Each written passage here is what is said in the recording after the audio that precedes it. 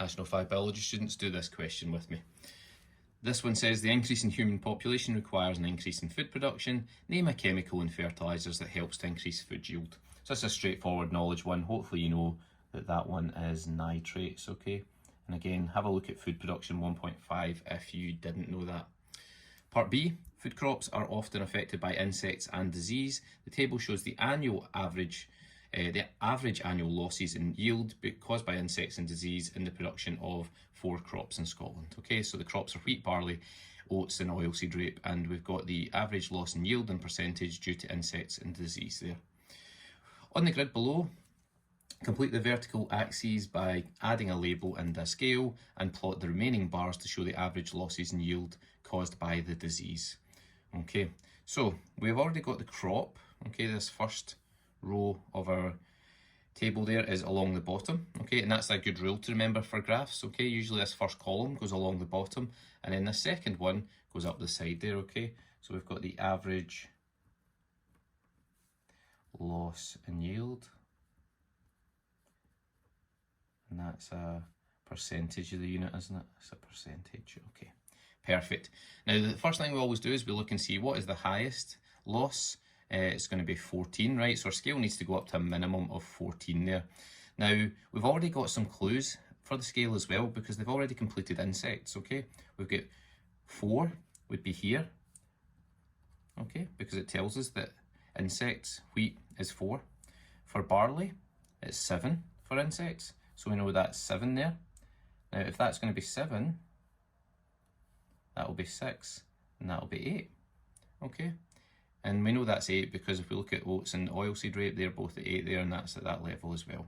That means that we're going up in 2s there, so we can fill in the rest of the scale. Okay, hopefully that all makes sense to everyone. And it's good because we can see that the scale does go, in fact, up to just above the highest value, which is 14 there. We now need to do the remaining bars for disease there to complete this graph. Okay, so we look at disease, it's going to be 7 for wheat. Okay, so we will go up to 7, which we know is round about here, and we'll do our bar like that. Now, forgive me for not using a ruler. You guys will, of course, be using a ruler in the exam. Barley is going to be 6 for disease there. Okay, so we're going down to this line here for that one. Okay, I'm just going to do the tops of the bars, so no need for me to do the sides just now. 14 for disease. Okay, for oats, right? Okay, so we're going all the way up to 14, which is here. Okay, we'll do that one there, and then 12 for the oilseed rape, which is here, like that. Okay, and obviously we would do the sides of the bars with a nice straight ruler, wouldn't we, in the exam? But I'm just doing them very roughly just now, just to show you quickly on this video. Okay, you guys would do your lines down like that. All right, so that's how you would complete this graph and get your marks in the exam. Moving on to part B2, identify the crop with the lowest combined percentage loss from these 2 causes. Okay, so which one has the lowest combined percentage loss from these 2 causes? Okay, so let's add them up. Let's see, so we get 4 and 7 is 11, 7 and 3 is 13, 8 and 14 is going to be 22, and that's going to be 20, isn't it? Okay, so the one that's got the highest, the lowest combination percentage loss there is going to be wheat, isn't it? Okay, so our answer is going to be wheat for this one. Okay, next one, explain why it would be incorrect to conclude that the yield for each crop plant is affected more by disease than insects. Well, let's have a look back at our results. Why would it be incorrect to say that it's more affected by disease than insects? Well, if we have a look at barley, barley actually shows a greater loss due to insects than disease. So that's why it would be incorrect. Okay, because barley shows a greater loss to insects than disease.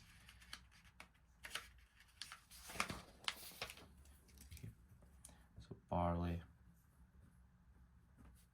shows a greater loss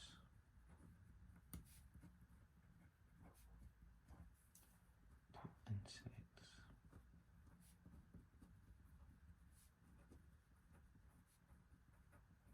Okay, perfect. The next one, the total crop of oilseed rape harvested was 140,000 tonnes. Calculate the yield of oilseed rape that would have been produced if insects and disease had not affected the plant. Okay, so it produces 140,000 with those things. Now if we take them away, well, if we have a look back at the oilseed rape, we've got a combined average loss of 20%, okay? So basically what it's saying to you is we have to do a reverse percentage calculation here. So we're going to divide our 140,000 by 80. Now to explain that, because it's 20% that's been lost, okay, that means that 80% is remaining of that original number, okay? So we divide that by 80, that will give us 1%, and then we'll times that by 100 to get us back up to 100%, okay? So 140,000 divided by 80 gives us 1,750, and when we times that by 100 we get 175,000, okay?